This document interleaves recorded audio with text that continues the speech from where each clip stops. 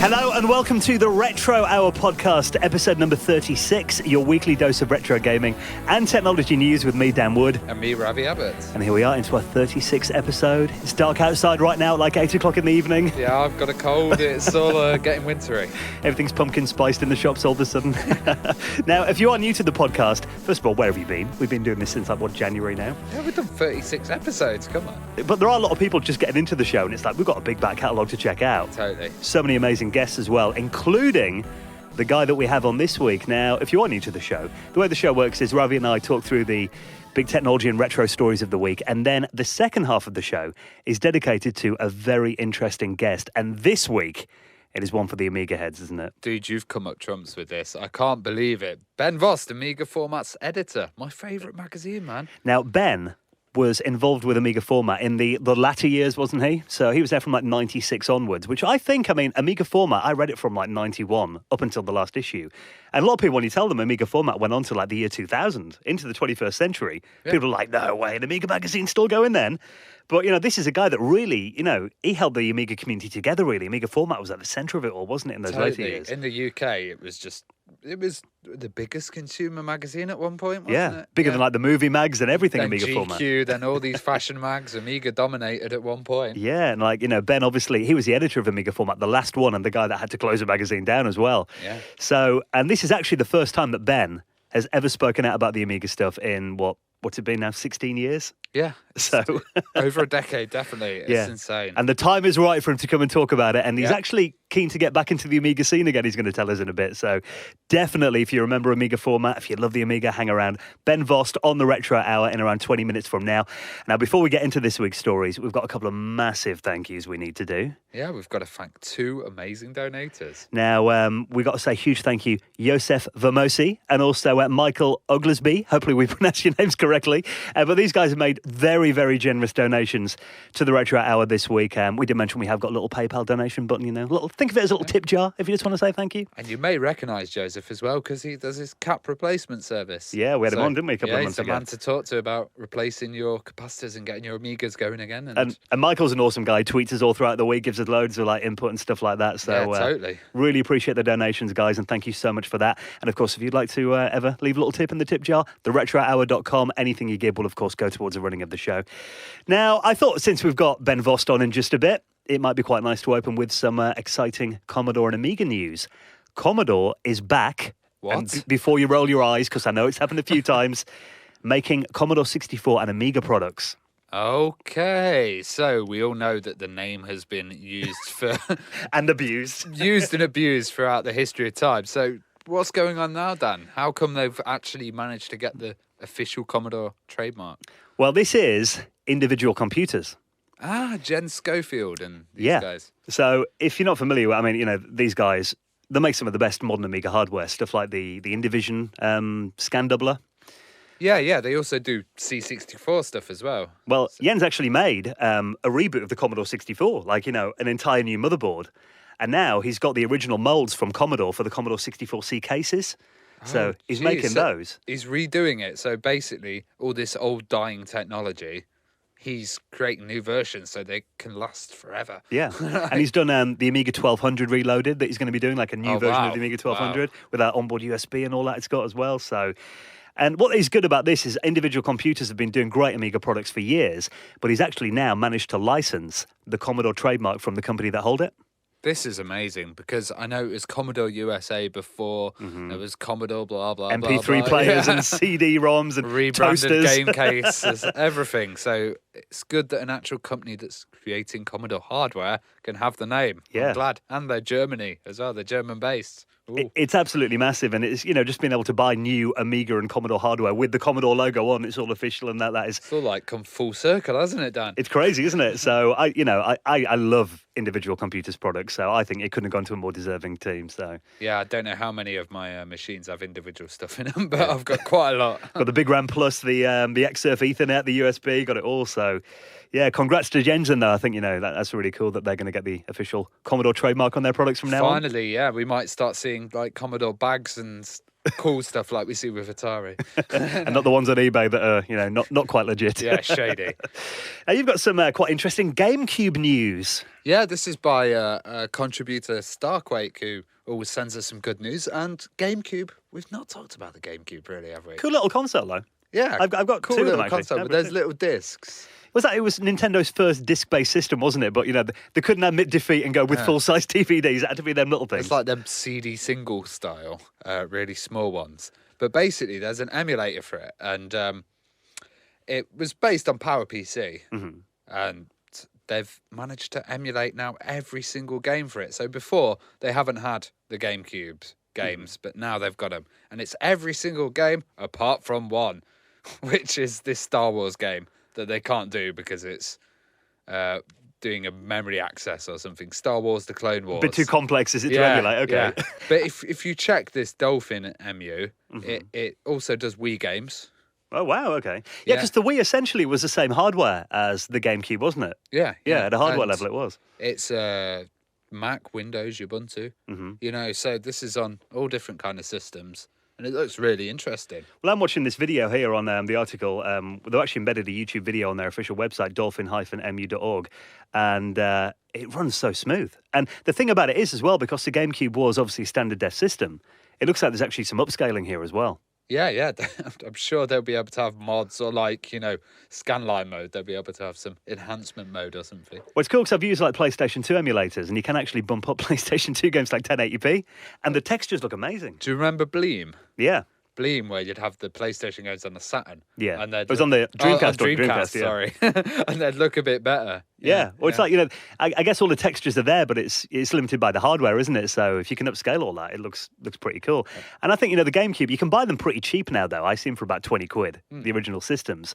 And kind of with Nintendo stuff, it does get to a stage where it gets really expensive. Like the N64 was cheap about 5 years ago, but now the prices of those is kind of going up now. But I bet you can also hook it up to something like Hyperspin, and have now every single game on your GameCube and just have that in your collection of every system ever. Because the GameCube, I mean, Mario Kart Double Dash is my favourite game on that system. I like the Medal of Honor ones. I thought, because remember they came out and it was like first-person shooter on a Nintendo console. Yeah. What's going on? I think because of the way it looked, a lot of people didn't give it a chance. Because it looked like a kiddie's console, didn't it? But I think if you've never played one before, download this emulator and give some of the games a try, because I think you'll be pleasantly surprised if you thought it was all about Pokemon games and that kind of thing. Yeah. Now, I've actually got some more Nintendo news, and this is pretty cool. Obviously, Apple had a big announcement this week with the iPhone 7 getting announced on Wednesday evening. Oh, yes, with no headphone ports, which is a big controversial thing.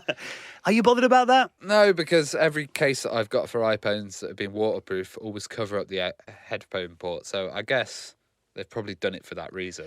So they can make it waterproof. Yeah, that is apparently they say one of the main reasons they did it. But also, I mean, I generally, I tend to use the headphones that come with it anyway. And they're going to be bringing in lightning headphones with it, I'd imagine. So I know a lot of people are going ape over it online at the moment. No headphone jack. Oh, I was thinking of getting a mini disc player the other day and just rocking that. Proper old school. Yeah. I've still got one if you want to borrow some. Oh, Don't know what's on my mini disc, some Britney Spears albums or something. Yeah, I was watching Techmoan after we had LGR on and he was like, mini disc. I was like, yeah. But so basically this new story is, during the iPhone 7 announcement, they made a pretty surprising announcement, and there was someone there who you wouldn't expect to see at an Apple event. Oh, it's... Miyamoto was there. Miyamoto, yeah. Because Super Mario is coming to the iPhone. Yes, and I was actually on Facebook earlier, and I'd added Miyamoto because I want him on the podcast, but he's not responded. But he was posting some stuff about Mario, and yeah it's very interesting. I mean, I don't know if you've seen any of the footage of this game. It's essentially a running game. So it's like, the graphic... Oh, yeah, he posted that. That was it. It was like the Mario Run, wasn't it? Yeah, that's what the game is. And then every single comment was like, I prefer Sonic Dash. Yeah. Well, I mean, it is. I mean, you look graphically, it looks like the Wii U game, really, really nice, modern-looking Mario game. But again, you launch it, he starts running, you tap to jump. That's essentially the game. It's like... I suppose Flappy Bird, when that came out, that was a pretty similar concept. And that looked like a Mario game, so you could say maybe Mario deserved to... I don't think it would do a Pokemon Go, but I think it will still be a hit because it's Mario. Well, I think what's interesting about it is, though, that Nintendo are kind of opening their minds now to mobile and apps. And maybe, I mean, I've seen some people commenting that this might kind of be a backup plan in case the NX doesn't take off. Okay. We need to get on mobile in case, you know. Yeah, well, they're surprising us all the time, so we'll see what they pull out the bag for the NX. Absolutely. Now, this story blew my mind. I'm just going to read the headline here. Teenager buys a mainframe computer for a laugh and lands a job at Microsoft. Yeah. So basically, he ended up buying this like giant mainframe. I don't know where he got it from. Mhm. This is some kid, is it? Yeah. Yeah, this is some like 17-year-old kid. Okay. And he likes taking apart things, but not modern stuff. So he had this massive mainframe, and it's like a beast. He can climb inside it, basically. This is an IBM Z890 mainframe computer, and it weighs 1,500 pounds. So yeah, it's over 5.5 feet tall. Yeah. So he paid $237 for it Mm-hmm. off an auction, and he tinkered with it.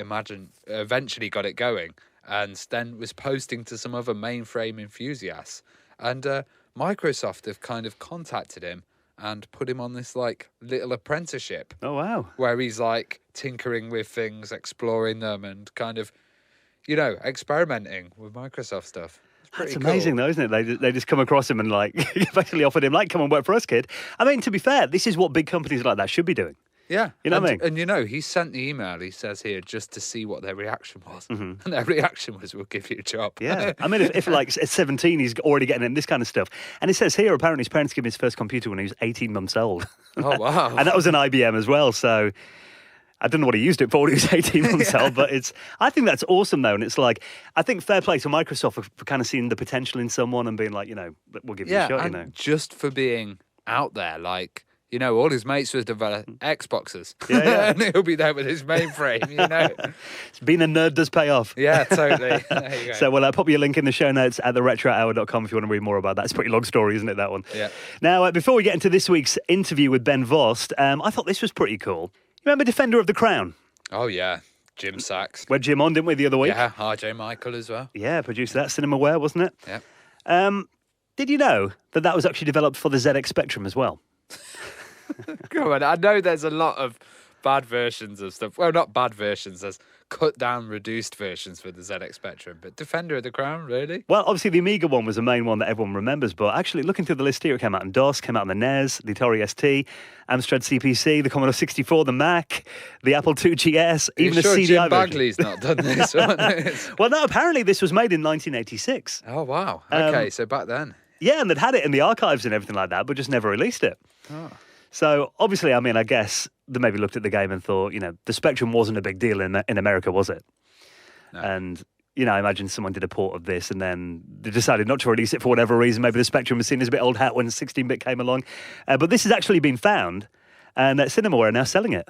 This is astonishing. I'm just looking at the footage now. Yeah. And I love the way that they've not gone for the realism. No, Like you can't really on the they've Spectrum. just gone cartoon. And it's like a full-on cartoon version of Defender of the Crown. But they have got all, you know, the kind of the gist of the game is there. There's like a map where you move your character around. They've even got like the jousting bits are there as well. So are they actually going to release this as like a boxed full Spectrum title? Well, this is an article on one of our favourite news websites, Indie Retro News. And according to Cinemaware, there's going to be 2 tapes that they're going to be releasing. So these are going to be released for $19.95, limited to 250 copies. One's going to be the game and one's going to be the soundtrack. Yeah. So, do you remember a lot of games that do that back in the day? You'd actually have the soundtrack on an audio Yeah, on cassette. the You listen to reverse. it. Yeah, you just listen to it on a hi-fi while you're playing the game. Yeah. So they're kind of doing that, and they're going to be there's pre-releases and pre-orders going on very soon, apparently. But it's just like a game that's been in the archives for this long, and the fact that Cinemaware are now releasing it I think that's insane. Yeah, that's amazing. Well, they're doing that Spectrum pack, that Defender of the Crown pack, aren't they? Yeah. With all of the versions. So maybe they were going through the archives and they go, the Specky version we never released. Yeah, Let's chuck so- that on it. That's awesome, though. And it's this full version of Defender of the Crown for the ZX Spectrum. We'll let you know when that's going to be released. And if you want to find out more information, we'll hook you up in the show notes at theretrohour.com. And thank you so much for checking out episode number 36. We'll be out again next Friday, available from all your favourite podcast clients, SoundCloud, YouTube, all of the usual places. And for the next half an hour or so, then, here he is, the guy who was the last editor of Amiga Format magazine. We're going to get seriously Amiga nerdy now, aren't we? Oh, yeah. God, it's Ben Vost. Ben Vost on the Retro Hour, and we'll catch you again next Friday. Ben Speaks.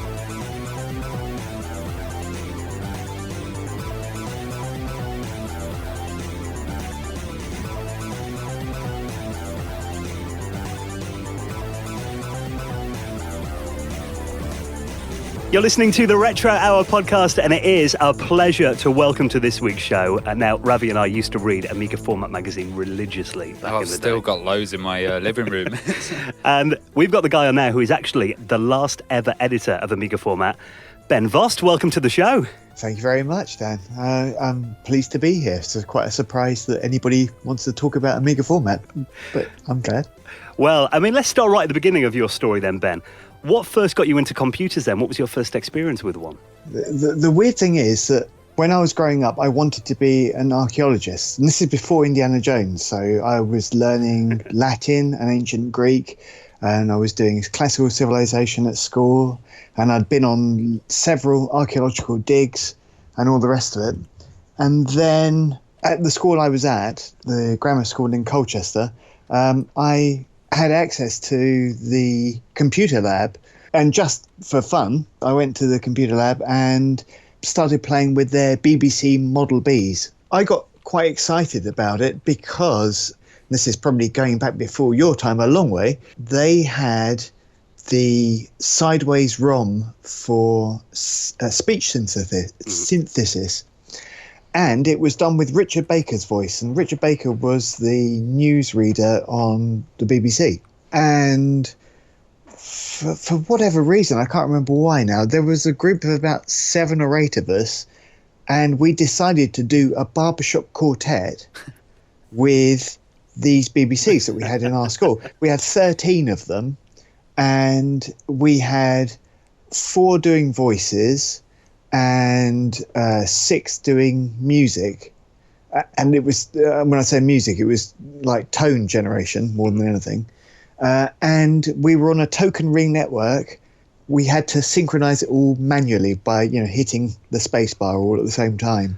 That was a huge thing for us. It took us, a good few weeks of actually working hard at it to make it work. But that really got me into computers. And then I got a ZX81, missed out on the Spectrum, had friends with Commodore 64s. But then as one of my first Saturday jobs, I worked for a small computer shop in Colchester, and we were selling games, the cassettes for 8-bit systems and the new 16-bit systems. So my first proper computer was an Atari ST, a 520 STFM. Dun, dun, dun. Yeah, all of our Amiga fans are disgusted now. No, but I'll tell you why. Because at that point, the Amiga 500 was 500 quid. Yeah. As soon as it came down to 400 quid, 399.99, I think it was the Batman pack, or it might have been before that, I had to have one straight away. So I sold my ST along with the mini bits of software I'd accumulated for it. Not always in strictly legal ways, obviously. Sold it all to get my Amiga. And because I was working in the shop, I got it at a discount as well. So it meant that me as a small person could afford to buy this brand new Amiga.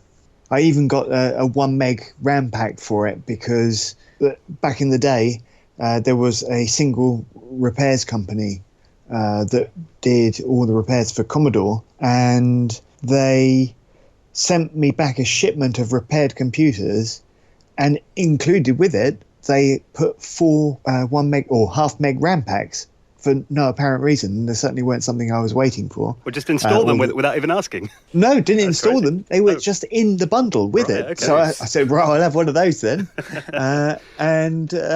So that was what got me started. And then I got a hard drive and accelerator card. And by the time I've got no Amigas now at all, I only have Win UAE. I don't even have Amiga Forever, although Michele Battiana is a good friend of mine from Cloanto, who makes Amiga Forever. But you mentioned your Amiga 500 then. I mean, it's hard for people to imagine now, but I remember I got an Amiga 500 Plus. I think it was Christmas 91 I got mine.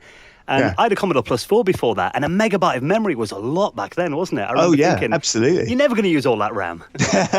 Well, at that point, Bill Gates was saying 640k should be enough for anyone. Yeah. What kind of stuff were you doing on the Amiga? Were you playing games, or were you using apps and stuff? I did play games. Pretty much everyone played games to start off with, obviously. But I think my favourite was Art Department Pro by ASDG, which was like a forerunner to Photoshop. Only you couldn't change the individual pixels. And Deluxe Paint 3 and 4, obviously.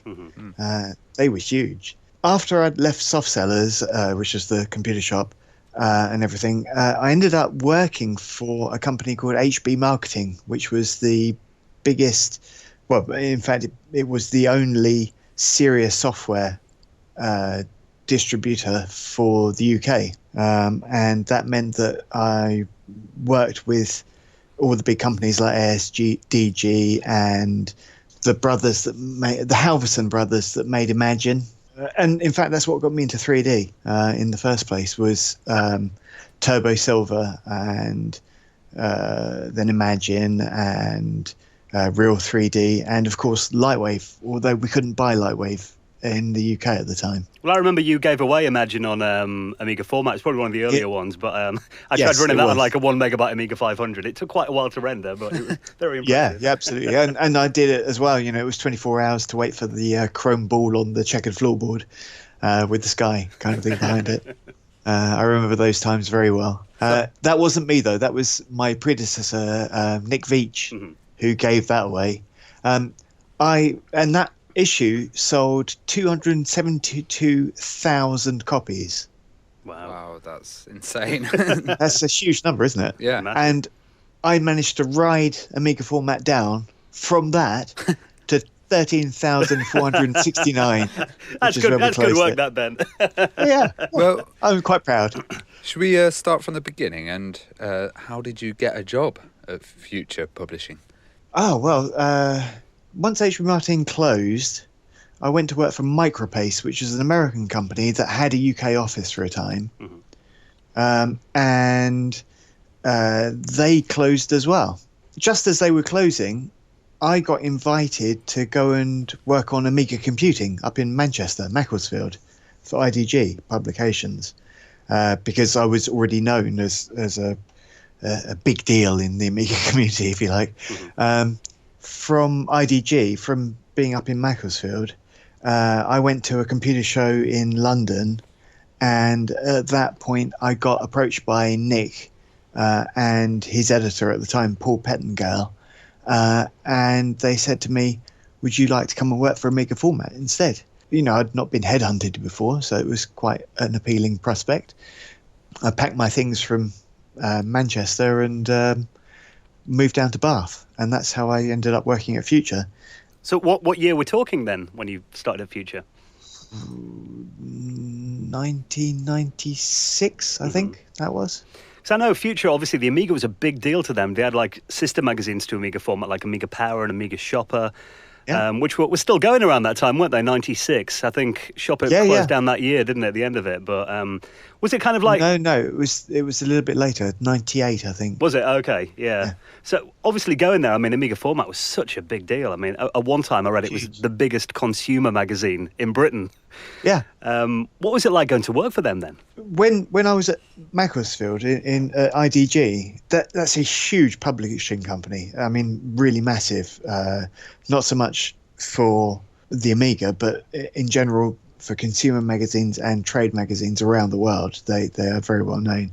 And so going to Future was a bit like the new kid on the block, because Future Publishing was only started 20 years before, and was doing things right, if you like. It was very fresh and new. Back at IDG, I was used to using Quark Express for doing layout in the magazines and stuff. And moving to Future, we were still using Quark for the time being, but we moved over to InDesign and things like that. So it was very much an Adobe shop. And at the time, there was new stuff like using PDFs as masters rather than having to print to film for sending for publishing, for printing. And Future was a massive company, and it was very young as well. I think when I joined, there were probably 600 staff, and basically Bath was Future Town. There were so many pubs and bars and clubs and cinemas and stuff like that. Not principally, because Bath is also a big university town and everything, but a lot of it was to take money away from Future staff because we had the cash. It's quite a small place as well, isn't it, Bath? So, Yeah. Yeah, 80,000, a city of 80,000 people, and it's a city now. It wasn't. It was just a town then, but it's a city now. So the environment must have been interesting. How were they really kind of positive on the Amiga, or did they kind of see it as a fad? Or By the time I joined, Amiga Format was going down already. I think when I first started, the readership was like 35,000. So I didn't kill the Amiga Format. I didn't, drop it from 272,000 down. And it was obviously past its sell-by date, if you like. And they were looking around for other stuff. They had other things that were already going. While I was there, one of their other huge titles started, which was Computer Arts, which you may have seen. yeah. And that was actually started in part because of Amiga Format, if you like, because what Future used to do and probably still do is do a tester, like a pilot episode of a TV program to see if people like it. And Computer Arts was started off as a special. One of the things that that Future tried, I keep saying we, but I haven't worked at Future for a long time, was this Computer Arts magazine, because Photoshop and all the rest of it. And one of the stories in it that I wrote for this pilot magazine was about Babylon 5. That was in this pilot magazine, and it was enough to get the magazine started. And also don't forget that Amiga Format gave the start in publishing for a lot of people as well that weren't necessarily Amiga fans, but that's how they got to be where they are in publishing. Well, talking about 1996 when you started, I mean, obviously the PlayStation was out by then, and you must have been... No, it must have been before I started then, because I saw another magazine that came out was Edge, and one of the main things for Edge was the PlayStation. And so I got to use some of the pre-release PlayStations, these big boxes that they had. I played Tomb Raider before it was available and stuff like that. So yes, I mean, definitely the PlayStation was a huge thing in killing off the Amiga. I was going to say, what was kind of the the guys that worked on the PlayStation mags, for example, what was their kind of attitude to Amiga Format then at that time? Well, don't forget that some of them had come from Amiga Format, and likewise for N64 magazine and stuff like that. They had been Amiga Format people, especially the games side, obviously. And I think that Amiga Format, even towards the end of its life, was seen as the grand old lady of Future Publishing. There was a lot of, I don't want to say love, that seems too lovey for it, but there was a lot of good feeling about Amiga Format generally through Future. Of course, as it got smaller and smaller, it meant that there were more and more people at Future who had never worked on it, who didn't know about it, and so on and so forth. So, and also Future had started going in completely other directions with magazines. There were bike magazines and there were car magazines and other stuff like that. So there were people who had never heard of Amiga Format, if you like, even before I'd left. Well, the Amiga got a slight breath of extra life when Total Wormage was released, the cover disc on Amiga Format, and it eventually became Worms. So you probably joined around a year after Worms came out, so there must have still been a bit of a scene going on. Yeah, definitely. And one of my fondest things to do was to go to Cologne in October for the Kölnmesse, which is this huge show. I mean, I don't know if you guys have ever been to Amiga shows particularly, but... a World of Amiga 99 I went to in 2001. In London, those ones? Yeah, the London ones, yeah. Yeah, and there were probably, about 10,000 people, maybe 15,000, something like that. Well, the World of Amiga shows in Cologne it was more like 250,000 people. Jesus. And people would come from all over the world to go to the show. It was just an amazing thing. And also the show, I don't know what to compare it to. It would kind of be on the scale of Wembley Stadium, the size of the show. And that would be full of stands. I remember a certain point in the UK ones as well where we had massive big shows, and then suddenly one show was at a hotel, and then it started to get smaller and smaller and smaller. Yeah. And how were you feeling at the time? Could you just see it all diminishing? And or did yeah, you think kind of. there'd be... I kind of could. I knew it was happening. I didn't want to admit it to myself. The Amiga was very important to me, and to the point at which when I remember distinctly that when we closed the magazine, I came home on that last day in the office and I was just inconsolable. I just lay down on my bed in our flat in Bath, and my wife she tried to comfort me, but she just left me alone, and I was sobbing. I really was just sobbing about it, because it wasn't just that the magazine was closing. It was because this thing that I'd given so much of my life to was over, you know, and it was very sad. And it was so drawn out and kind of slow and painful, wasn't it? Well, I was going to say, you know, the mid to late 90s were a stressful time to be an Amiga user. I mean, obviously after Commodore, we had ESCOM came along for a year. I mean, what did you kind of think of ESCOM's efforts? You kind of want to hope for the best, always. ESCOM weren't very useful for the Amiga, generally. Amiga Inc. were more useful. Petro Tishchenko was a good guy, and he wanted it to work. But the problem was that all Dave Haney's designs for the AAA chipset and all the rest of it never happened. I saw them breadboarded. I saw prototype machines. I saw prototype machines, prototype versions of Workbench 4.5 and 5. It wasn't really done at that point.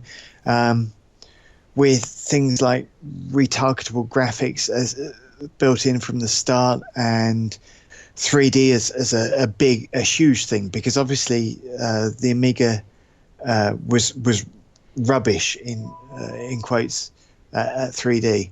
Well, how did you feel when ESCOM went under then? By then it was obvious that the writing was on the wall, that there was going to be nothing that could be done. And I was looking around for something else to do, and still hoping for the best, but knowing in my heart of hearts that it was just not going to happen. Yeah, great shame. Blimey, it's still getting me. That's really weird. I didn't think it would. Well, I mean, you know, we talked about the final days of Amiga Format in those last few years. And on a more positive note, I'd say I read Amiga Format from like 1991 up until your last issue in 2000. And I really do think those last few years, though, were some of the best you guys ever put out. And I mean, obviously there was at one point the change to, you know, from floppy disk to cover-mounted CDs as well on the covers.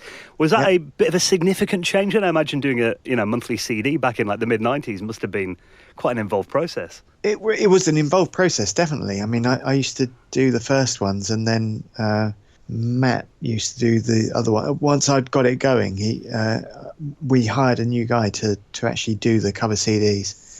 It was a case of trying to find stuff to put on them as well. And at that time, 650 megabytes was an enormous amount of stuff to fill up a CD with each month.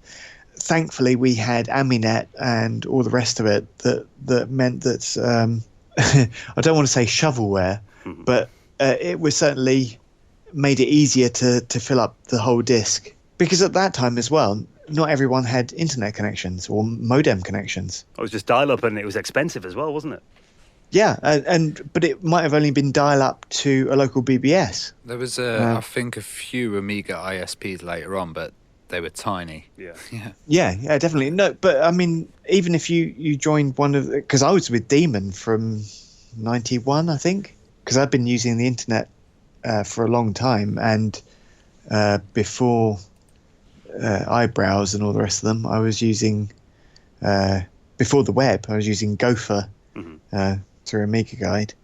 So people didn't, in the main, have internet connections. So that CD was a great boon for them.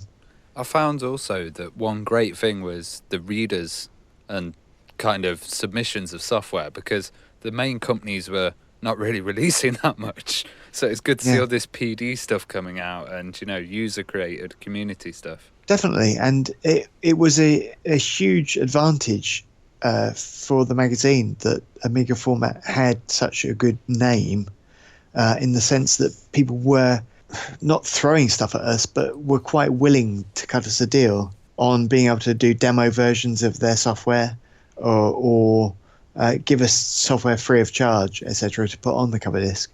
And especially since the Imagine and various other applications that we did do, I think Image Effects meant that there was a precedent for it, and people knew that it was worth their while to talk to us about it. Those negotiations were always involved, but both sides were going into it with a good expectation. One of the most intriguing parts of the Amiga Format CDs for me, and I used to spend ages looking at these, was, you mentioned then that not everyone had internet access. A lot of the time we just tweak our Workbench. And you had, user screen grabs of Workbench screens in there, didn't you, for a while? Where did that idea come from then? 'Cause that was so interesting looking at those. That was one of mine. I think it might have been Dan's. I'm not sure. But the whole point was that Amiga Format was a shrinking community, and it was a community. It was there was such great interaction with the users, with the readers, that doing Workbench screen grabs was a great way of actually showing off stuff. I kind of wish that we'd had annotated screen grabs, but of course it wasn't as easy in those days to do. And also a lot of people had just 640 by 512 as their screen resolutions, rather than the many thousands of pixels we have now, and even 640 by 256 for high res non-interlaced. And it was fantastic though that we didn't feel limited at all by it. And let's face it, nobody did, because PC resolution was 640 by 480, so we could go at 512 we're better than you. Yeah. Well, what did you think of Amiga Format's sister magazines when they were around then, like Amiga Power and Amiga Shopper? Amiga Shopper, I used to read religiously all the time, from the start of the very first issue. Amiga Power I was never interested in, particularly because I didn't play mini games on my Amiga. After the first initial flush, as soon as I discovered more interesting things like art stuff and having a hard drive, when most games weren't hard drive installable, they became less interesting to me. So I never read Amiga Power, and I know that had crazy stuff in it always. But Amiga Shopper, I loved to the end. Did you guys all hang out together as well then, all being Amiga fans? Amiga Power guys kind of kept to themselves, and then they were more interested because the thing was that Future Publishing, we were separated into buildings all over town. Admittedly, all in a small area of the town, but all over town, and it meant that we didn't see each other because the Amiga Power guys were in the games building, if you like. So they were the first people to see the consoles, the new consoles, the N64s and PlayStations and stuff. And that's how we learnt about them over on Amiga Format and went to see them. And obviously the guys on Amiga Shopper weren't interested anyway because it was just frivolous. So we'd probably say the last company, whilst Amiga Format was going to take over the Amiga, was Gateway. How were you optimistic when they took over? No, and they never talked to us. This was a magazine that had been kind of important to the Amiga community and industry for a long time, and they didn't really want anything to do with us. I remember that was Jim Collas, the guy, wasn't it? He was kind of Jim Collas, yeah. Yeah, he was going to be he was like an evangelist for the Amiga then. I always thought, they're going to do at least something with it. Then he just kind of vanished and it all just, nothing happened, did it? Was it Fleecy Moss as well? Yeah. No, Fleecy Moss was afterwards. He was he was also because part of the problem with the Amiga was also when it killed itself by not being sure of what to do. So Fleecy Moss was part of the group that wanted absolutely to do a PowerPC Amiga. Okay. And nobody wanted an Intel Amiga because Intel is PC and that's Microsoft, and that's death, etc. I remember the Intel Outside stickers all Amiga fans had, didn't Exactly, they? exactly, yeah. What did you think of the whole keep the momentum going? But what did you think of that whole campaign? I was. It seems really odd for me to say, but I was above it all. Mm-hmm.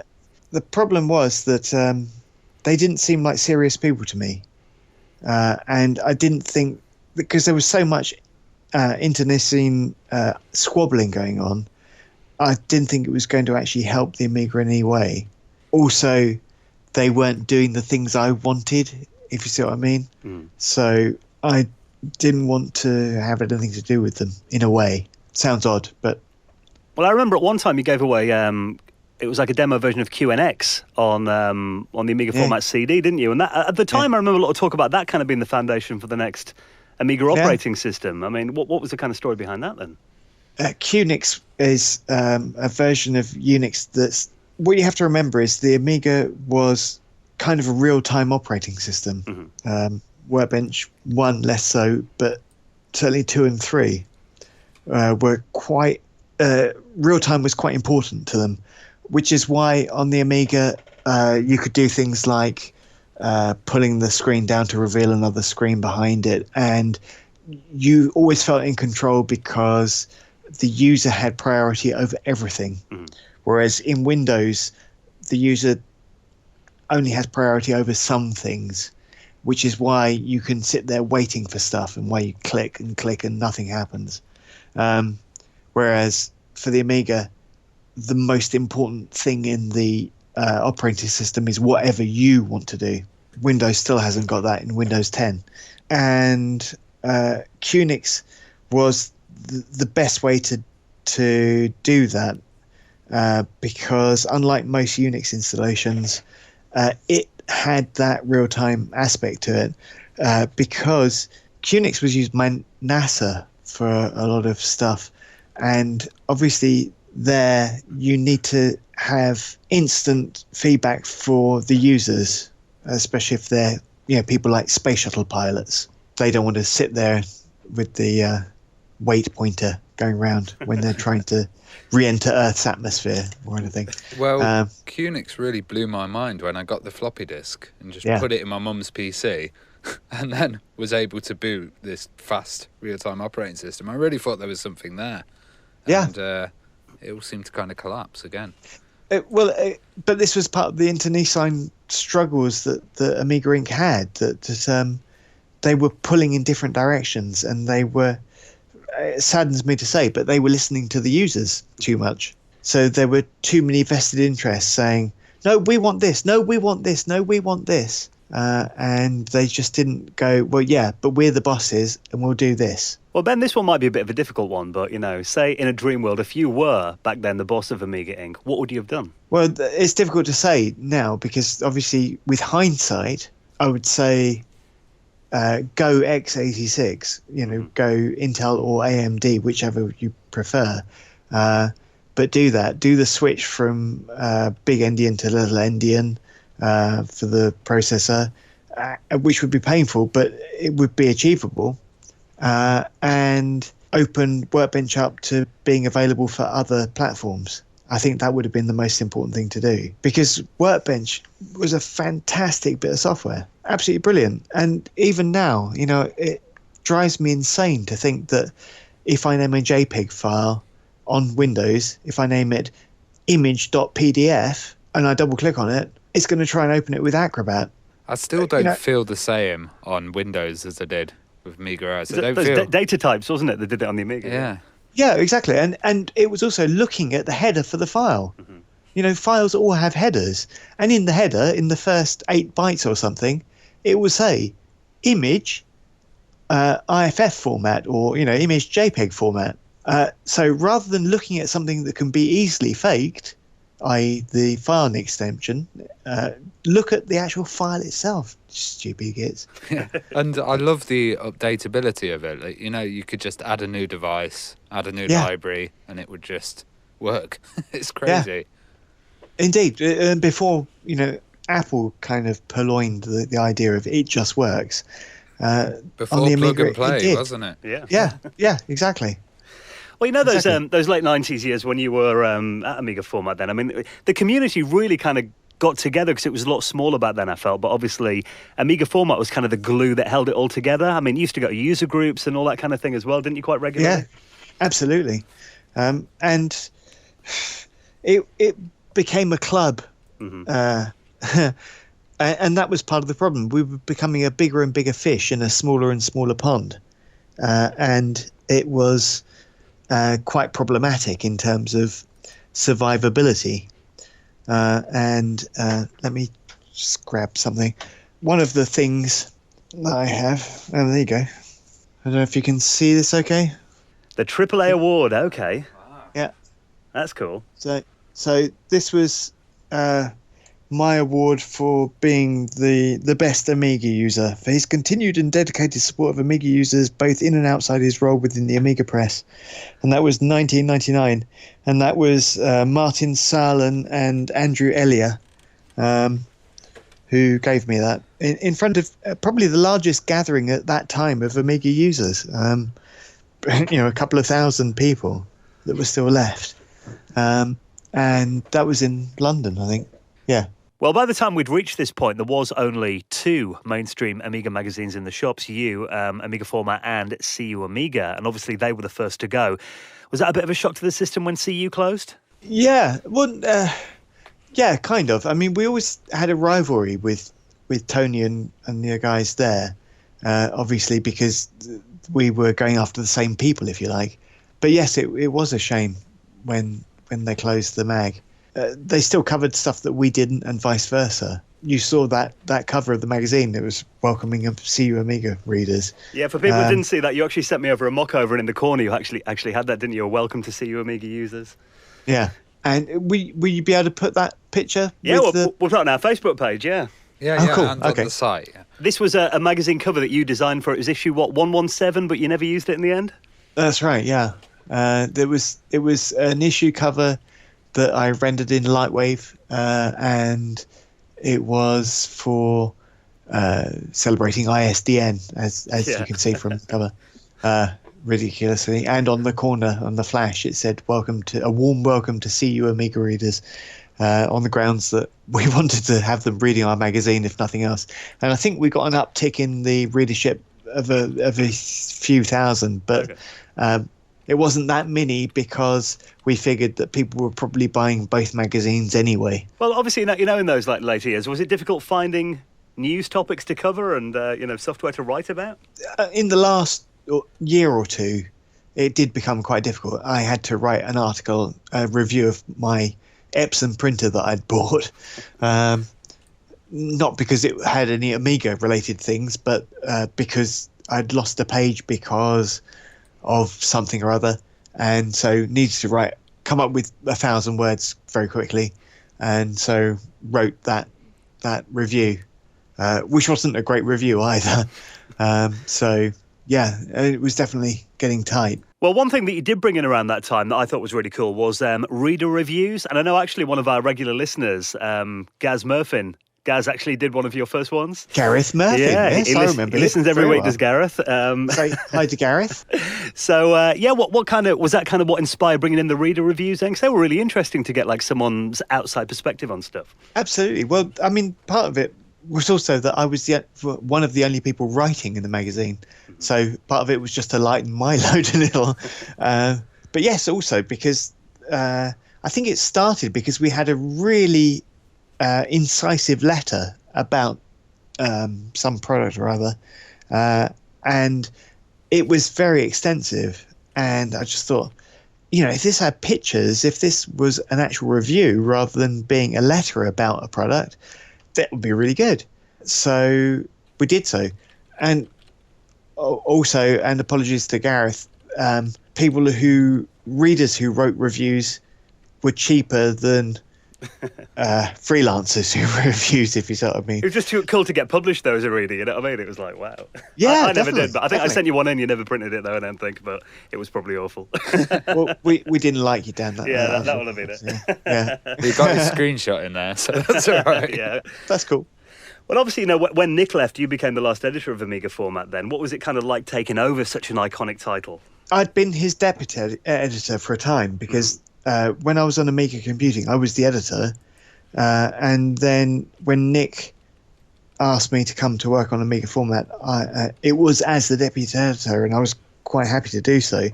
So I'd had, a year and a half of bedding in, and as it was, Nick was handing over, not that I perceived it at the time, but Nick was handing over more and more responsibility for the title to me. So doing the final step of taking over just seemed like a natural progression. It wasn't anything unusual. When Nick left, I think we had six people working on the magazine. So he was the seventh person. He left, and it was just the six of us left. So it was me, an art editor, a deputy art editor, a sub-editor, the disc editor, Matt, whose name I will remember, obviously, after it's too late, and one other person, an advertising manager, I think. As that last year or so where I was the editor happened, we were losing staff.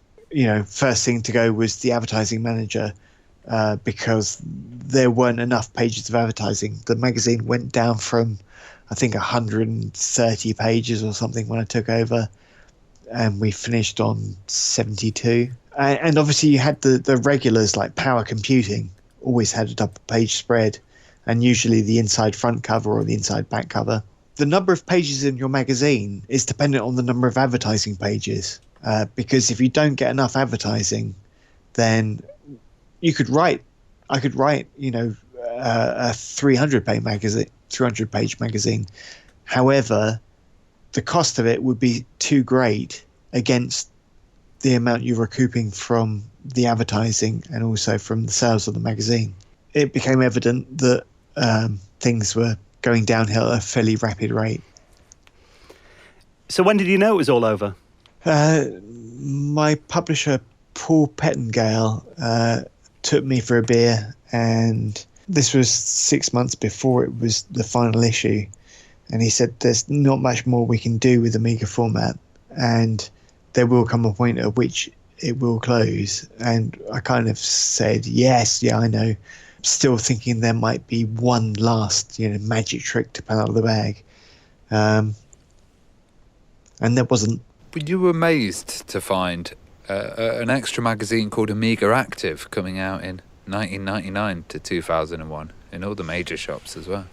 No, because I knew who was doing it. I mean, it was the CU Amiga guys as much as anything, and I also knew that it wasn't going to last very long, because although they really wanted to do the magazine and it was very much a labour of love, it didn't have the backing of a big company behind it, and it wasn't going to be able to succeed. So when you left Future then, what did you do next then? Did you keep up with the Amiga at all then, or was it like pretty much I need to stop looking at this now and have a clean break? The funny thing is that we were living in Bath, obviously, at the time, and when Amiga Format closed and I had my weepy period, afterwards we said, like, well, what's next then? Because we knew that we had to move away from Bath because it was an expensive place to live. It meant that we were going to have to pack stuff up. So selling my Amiga stuff was kind of just a part of moving out of the house. And I still have, down here on my shelf somewhere, I still have a Quantum hard drive. It's less than a gigabyte. I think it's 850 meg, which is my last Amiga hard drive, which is quite something. I haven't looked at it in over a decade. And so when Amiga Format closed, I still carried on working at Future because it wasn't Amiga Format closing that killed it all. But we were living in Bath in this huge flat, So I kept all my Amiga stuff. But I needed to buy a PC for what I was going to do next, which was become deputy editor of 3D World magazine, which was an offshoot of Computer Arts. And so I did that, and my Amiga was sitting side by side on the desk.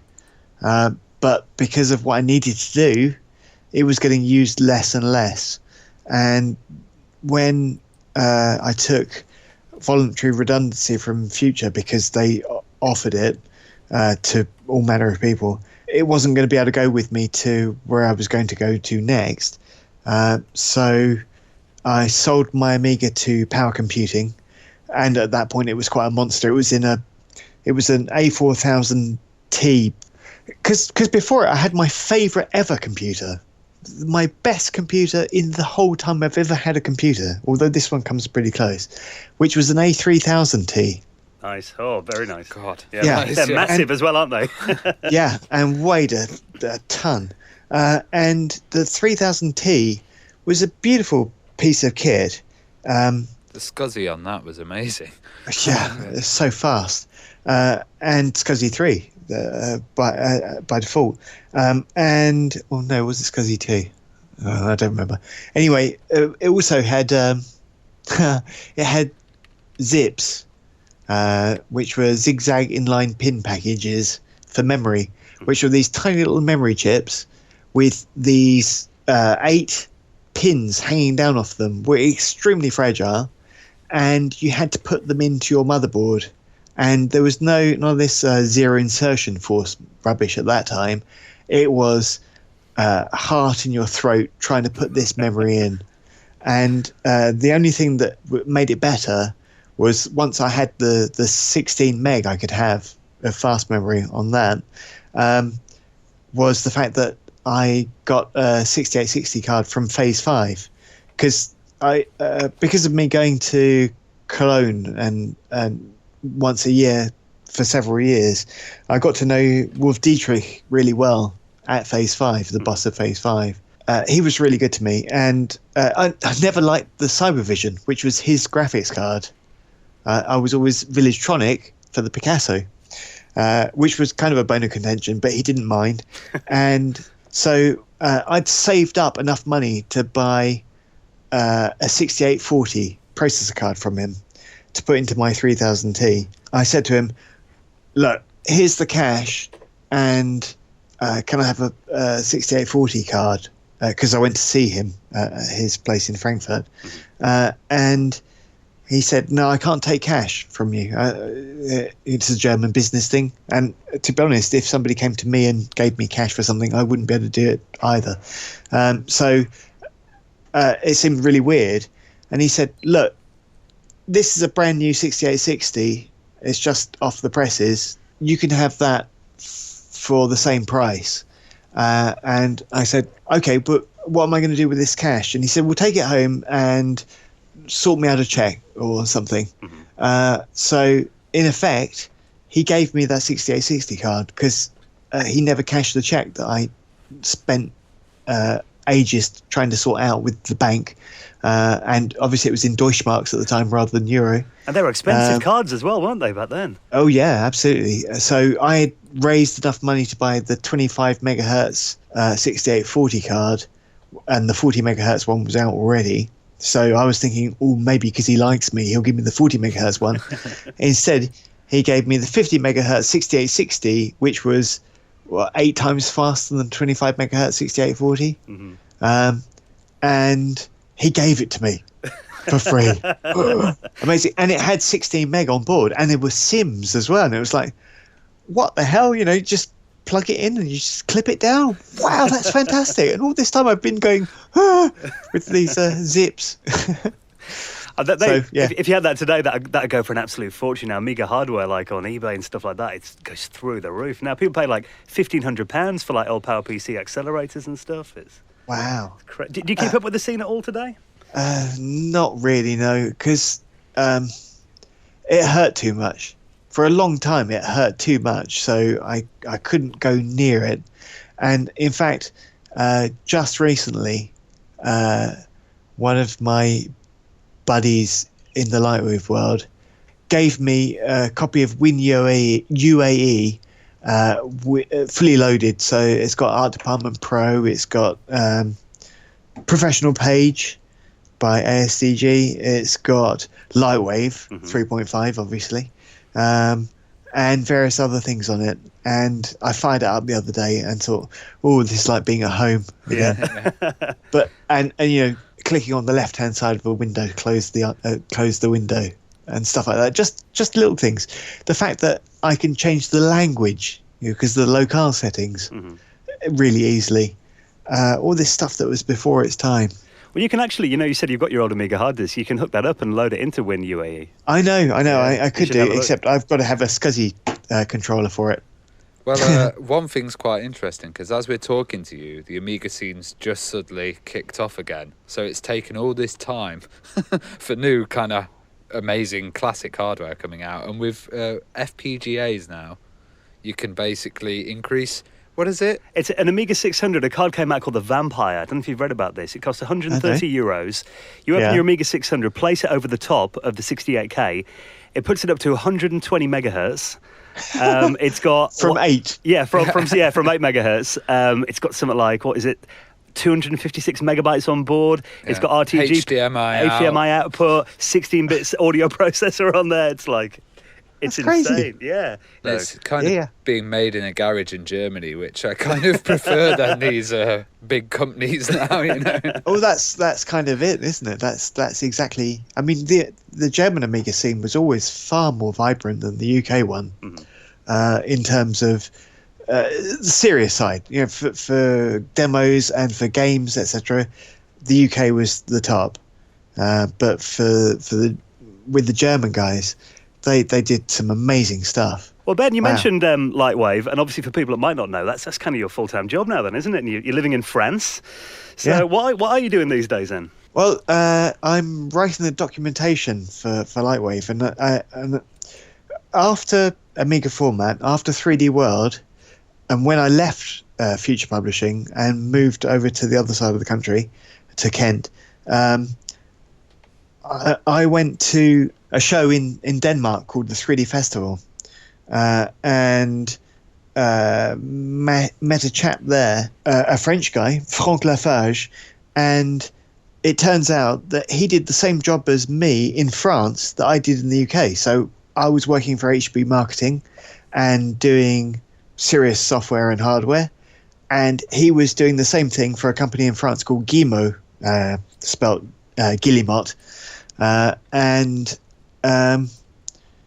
So we got chatting at 3D Festival, and he said, oh, you should really come and work for me. And I thought it was just a pub offer, one of those things where you put your arm around a guy you've met for the first time in a pub, and you're both pissed, and you go, oh, you should work with me, mate, it's fantastic. And so I thought, okay, well, maybe. And so he asked again. And I said, well, okay, but if you like. And so he asked again. And I thought, well, 3 times is a promise. So I said, well, buy me a ticket then. And so he flew me over to here and went to see him. And it wasn't an interview. It was like, this is what you're going to be doing when you start working here. Oh, wow. So that was it. And we've lived here ever since. The company was New Tech Europe. And obviously Lightwave was a huge part of their portfolio of products. I carried on supporting Lightwave because I'd been using it since 3.5 on the Amiga. It meant that I was familiar with it, and obviously at 3D World as well. And so since Lightwave 9, I've been working with them on documentation. It's kind of my full-time job. I spend a lot of time doing it, but also I work at an art school in a town near here where I teach youngsters, or they're not youngsters, they're 20-somethings, Lightwave and Photoshop and general computers and stuff. Well, Ben, it's awesome that you're doing something with an Amiga legacy, though. Because, I mean, obviously, Lightwave came out of the Amiga, and that's really cool, I think. Yeah, definitely. And because you contacted me, Dan, and we started speaking. I started listening to your podcast and going back through it. It sort of brought back memories, but they didn't hurt anymore, which is great. So I will get back involved with the Amiga in a much bigger way than I have done to date. Oh, amazing. And is there an Amiga emulator? Or I guess you can run UAE on the Raspberry Pi? Well, I actually did a video. There's a new, I've got a YouTube channel that does a lot of Amiga stuff. I'll link you up. And there is actually a new distribution that's just come out on the Raspberry Pi called, is it Amibian? Yeah. Amibian? And, Oh, yes, Amibian. That's right. I learned about it from listening to the podcast. Yeah, yes, that's so easy. It's like literally point and click install. And everything. a build's going to be coming out for that soon that Yeah. we'll be able to help you with. Yeah, so so- all pre-installed Excellent. and everything. You're talking to the right guys, Ben, if you want to get back into Groovy. the Amiga. Well, Excellent. it's been so interesting getting your stories and stuff. And, you know, I just want to say, I think anyone that read Amiga Format back in its latter days will agree it was some of the best times in that magazine's history, I think, in terms of the quality of the articles. And, you know, like you said, it just felt like it was really the glue of the entire scene back then. So, you know, we just want to say thank you for the great work you did on Amiga Format back It in was the day. my favourite mag, full stop, out of all the magazines. You've still that got I've been- most of them, haven't you? Yeah. Have you still got loads? If you need any back issues.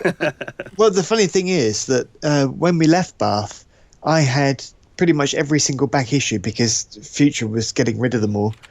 So I had them all, and I also had all the backup CDs from every issue from the very first one up to the very last one. I didn't know what to do with them, and there were a couple of Amiga guys that came round. They were kind of awestruck to be in Ben Vost's apartment, you know, to see his Amiga and stuff like that. And I said to them, look, there's this stuff. If you want it, you can have it. I'm not sure of the legality of me giving it to them, but it was going to go in the bin at Future, so they took it. So you can put out a call on the podcast or on the Facebook page or whatever to see if those guys still exist. That'd be really interesting to see all that, wouldn't it? Who's got Ben's magazines? Yeah, no CDs. Yeah. Well, Ben, I think so. thank you so much for coming on the show this week. It's been lovely talking to you. Yeah, lovely talking to you guys as well. Thank you very much for having me.